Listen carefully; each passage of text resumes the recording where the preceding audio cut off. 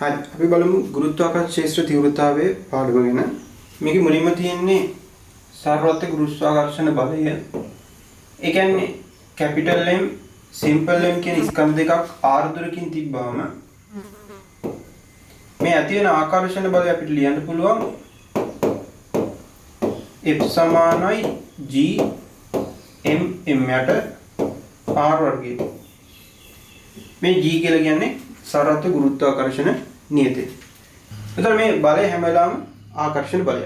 එතකොට ඊළඟට තියෙන ගුරුත්වාකර්ෂණ ක්ෂේත්‍ර තීව්‍රතාවය. ගුරුත්වාකර්ෂණ ක්ෂේත්‍ර තීව්‍රතාවය කියන්නේ ඒකක ස්කන්ධයක් මත බලය F බෙදීම m. F බෙදීම m. ඒ වගේම තව සමීකරණයක් ගන්න පුළුවන් G සමානයි G m යට r වර්ගය. මේ ගුරුත්වාකර්ෂණ ක්ෂේත්‍ර තීව්‍රතාවයේ සලකන ලක්ෂයේ ස්කන්ධයක් නැහැ. මෙතනදී මේකේ සමීකරණයක් තව එකක් ගන්න පුළුවන් F සමානයි mg කියලා. මේකක් තියෙනවා මේකෙන් මෙන්න එක. ඊළඟ දුරත් එක්ක ගුරුත්වාකර්ෂණ ක්ෂේත්‍ර තීව්‍රතාව විචලනය බලමු. මේ ගුරුත්වාකර්ෂණ ක්ෂේත්‍ර තීව්‍රතාවය කියන්නේ දෛචිකය. එතකොට මේ කැපිටල් M ස්කන්ධයක් ගත්තොත් මේ පැත්තට තමයි තියෙන්නේ. ක්ෂේත්‍රයේ පැත්තට තමයි තියෙන්නේ. බලයේ දිශාවම තමයි ගුරුත්වාකර්ෂණ ක්ෂේත්‍ර තීව්‍රතාවය. එහෙනම් මේ පැත්තට මෙහෙ තියෙනවා මේ පැත්තට තියෙන්නේ මෙහෙට.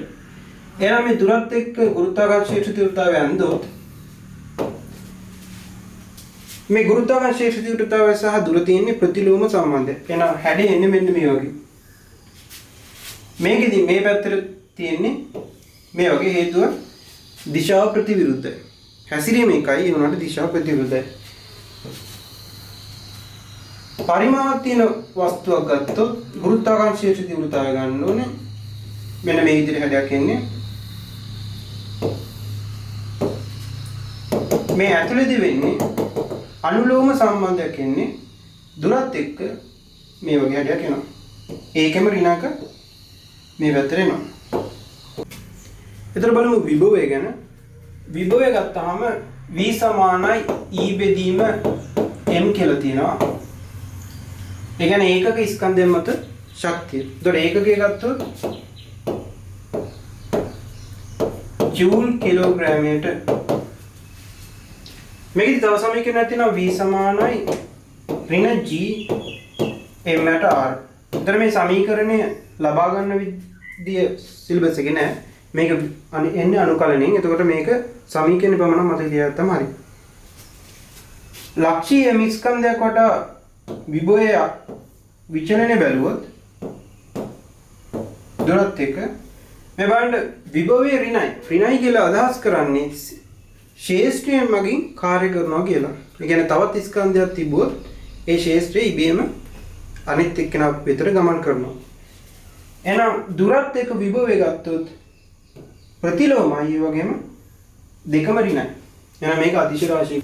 ඊළඟ සමීකරණේ විභව ශක්තිය ලියන්න පුළුවන් E සමානයි ඩෙල්ටා V වතාවක් m කියලා. ඒක එන්නේ මේ සමීකරණේ. ඒ වගේම දැන් මෙතන වස්තුවක් තිබ්බොත් R1 R2 තිබ්බොත් මේක කැපිටල් M මේක සිම්පල් M මේකත් සිම්පල් M මෙතන නම් මෙතනට ගෙනියනවා. අපි මේ ලක්ෂ්‍ය A කියලා කියමු මේ ලක්ෂ්‍ය B කියලා කියමු. එහෙනම් මෙතන ශක්තිය අපිට ලියන්න පුළුවන් E සමානයි ඩෙල්ටා V වතාවක් m කියලා. ඩෙල්ටා V කියන්නේ අවසානයේ ඍණ ආරම්භය. VB ඍණ VA කියලා. VB ඍණ VA වතාවක් m. එතන බලමු අපි VB කියලා කියන්නේ කවුද? GMM ට ඍණ GM යට R2. හරි. මේ කැපිටල් M කියන්නේ ශේෂ්ත්‍රය ඇති කරපු එකනවා. අඩු කරන්න ඍණාගයක් G M බෙදීම R1 වතාවක් කියන. එතන මෙතනදී ශක්තිය එනවා ඍණ G M යට R2 දාන G M යට R1 කියලා. ඊළඟ ග්‍රහ වස්තුවක් වටා ගමන් කරන චන්ද්‍රිකාවගේ චලිතය සලකමු. මෙතනදී ග්‍රහ වස්තුව තියෙනවා කැපිටල් M කියලා. චන්ද්‍රිකාව තියෙනවා සිම්පල් M කියලා. V ප්‍රවේගයක් තියෙනවා. එතන මේක කේන්ද්‍රය දෙසට F සමාන m දානවා. F සමාන m කේන්ද්‍රය දෙසට දානවා. මේ සිම්පල් M චන්ද්‍රිකාවට දාන්නේ. චන්ද්‍රිකාව මත තියෙන බලය මේ පැත්තට තමයි G m යට r වර්ගය. මේ දුර r සමානයි සිම්පල් M කේන්ද්‍රය දෙසට තියෙන ත්වරණය v වර්ගයට r ස්පර්ශීය ත්වරණ ප්‍රවේගය වර්ගය වතාව ඒකට r. එහෙනම් මේකෙන් එනවා v සමානයි gm යට r √ එක. ඉතින් අපි දන්නවා v සමානයි r ඔමෙගා භ්‍රමණ චලිතයෙන්. එහෙනම් ඔමෙගා කියන්නේ v බෙදීම r. ඒ කියන්නේ එකයට r වතාවක් v. v කියන්නේ gm යට r. වල √ එක. මෙහෙම ලියන්නත් පුළුවන් නැත්නම් අපිට ලියන්න පුළුවන් gm යට r වල ගණනය.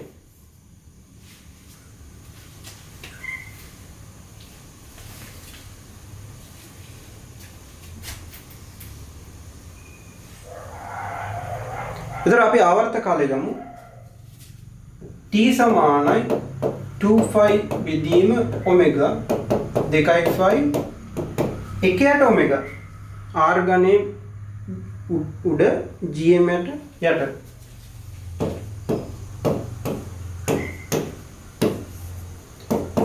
ඉතින් මේක ලියන්න පුළුවන්. මේක සාමාන්‍යයෙන් අපි මතක තියාගන්නේ නැහැ ආවර්ත කාලේ. හැබැයි මේකෙදී අපි වර්ග කරලා සම්බන්ධය මෙහෙම මතක තියාගන්නවා. t වර්ගය සමානයි 4යි phi වර්ගය r ගණේ බෙදීම gm. t වර්ගය සමානයි අනුලෝමයි r ගණේ කියලා මේක මතක තියාගන්න අපි.